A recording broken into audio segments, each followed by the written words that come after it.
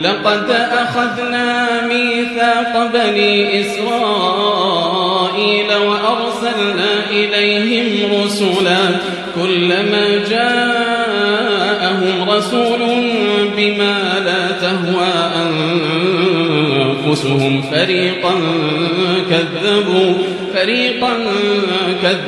وفريقا يقتلون وحسبوا ألا تكون فتنة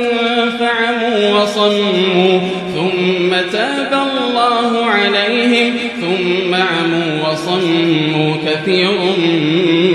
منهم والله بصير